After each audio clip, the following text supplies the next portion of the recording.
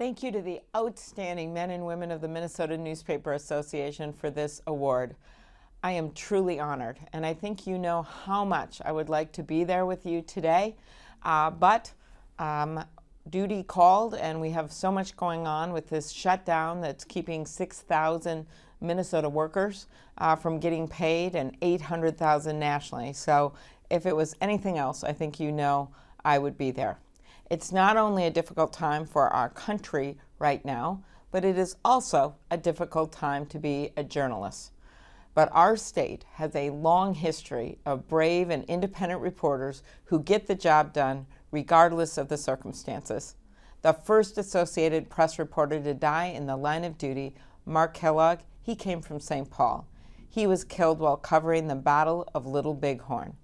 Then there was Frank Premack, a legendary reporter and city editor for the Minneapolis Tribune, who once crawled through ventilation ducts at the state capitol to cover a committee hearing that legislators had closed to the press. I guess they stopped doing that after a while. There's Sigurd Olson, one of America's most beloved nature writers whose work led to a sea change in attitudes about conservation and the preservation of several national parks, seashores, and wilderness areas. And then, of course, there's Al McIntosh, whose work was rediscovered by my friend Ken Burns when he made his 7-part documentary, The War, which focused on telling World War II stories through the lenses of 4 quintessentially American towns, one of which was Laverne, Minnesota, Al's adopted hometown.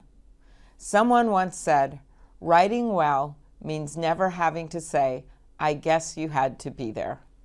That was Al McIntosh's gift. Ken Burns said of Al that he, quote, had this task of explaining the unexplainable to his fellow neighbors. He did so magnificently and wrote as beautifully as any editor I've ever come across. Like all local reporters, Al McIntosh wrote the first draft of history. He told the stories of World War II through the eyes of his community.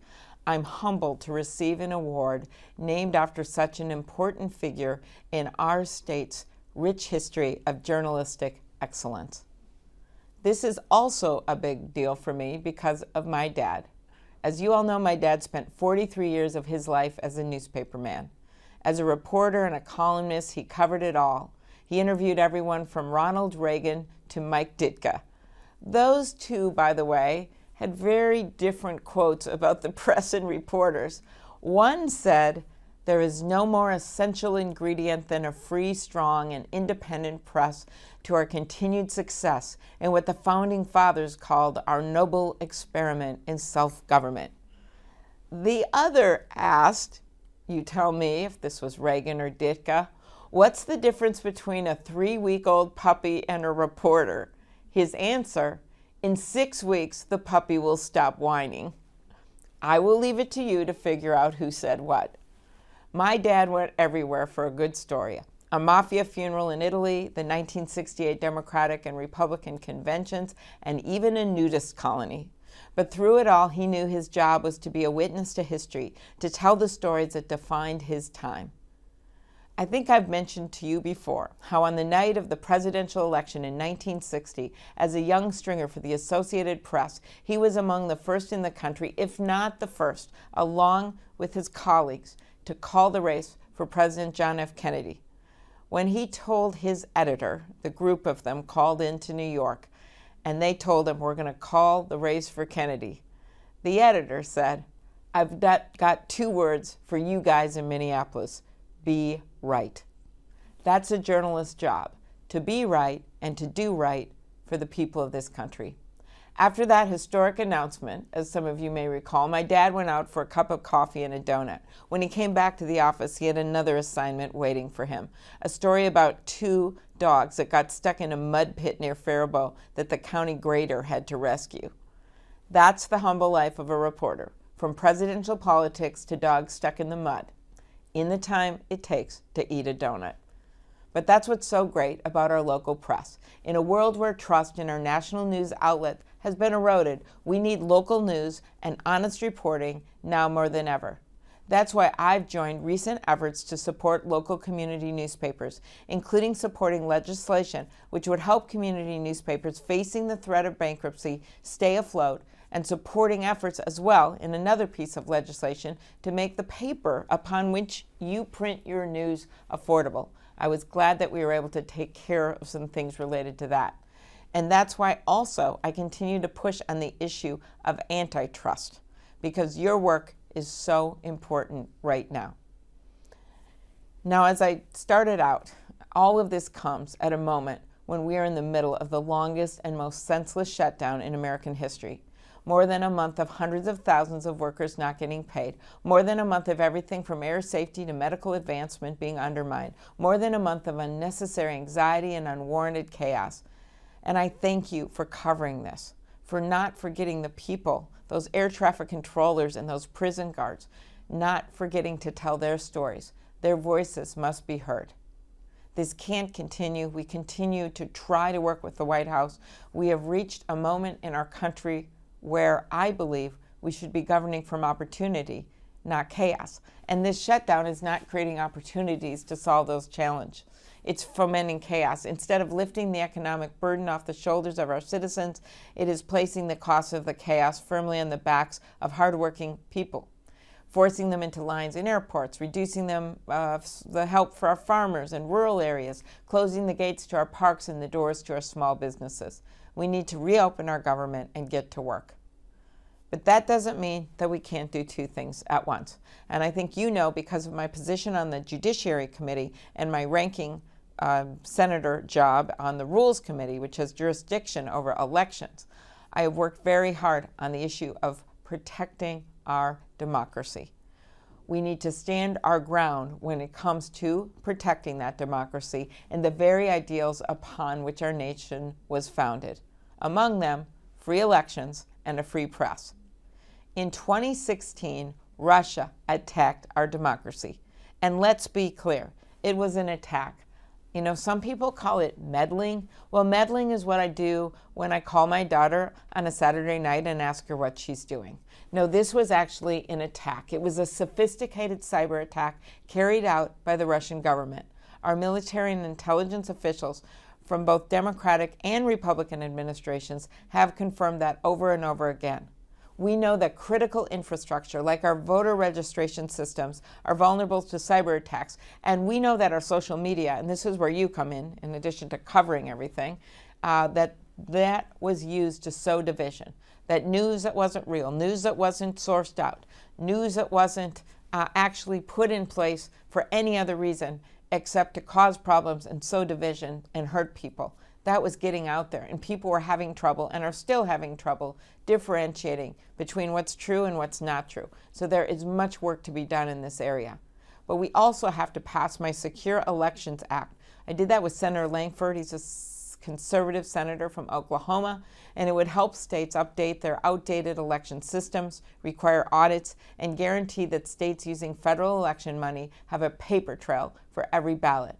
We should also pass my bipartisan Honest Ads Act that I introduced with Senators Warner and the late Senator McCain. This bipartisan bill would update our laws to ensure that political ads sold online are covered by the same rules as the ads sold on your newspapers, as well as on TV and radio. Not only is that even the playing field when it comes to advertising revenue, but it also allows the press to check up on what these ads are. And guess what? Since some of the organizations like Facebook and Twitter, assume you've heard of them, started doing it voluntarily after we pushed so hard, we have decreased those number of paid ads from Russia because they would be discovered. That's good, but we need to pass my bill so we can do it for everyone. Freedom of the press. Now, I know that things are tough for newspapers and journalists these days. Almost every day, we are seeing Twitter attacks on news organizations and attempts to discredit journalists. We've heard journalists be called dishonest, disgusting, scum, crooked, and horrible, horrendous people. We've heard about alternative facts and fake news. We've seen efforts to limit journalists' access to elected officials. We've heard the press called the enemy of the people. And while the most extreme forms of anti-press behavior, of course, have happened abroad in countries like Bangladesh, Brazil, or the Philippines, to name a few. Our own president has suggested weakening the very laws that protect our journalists here at home. He's threatened to open up our libel laws so that he could sue the media for writing negative stories. And last week, during the confirmation hearing for William Barr, the president's nominee for Attorney General, I asked Mr. Barr whether he would commit to protect journalists from being jailed for doing their jobs. He wouldn't make that commitment.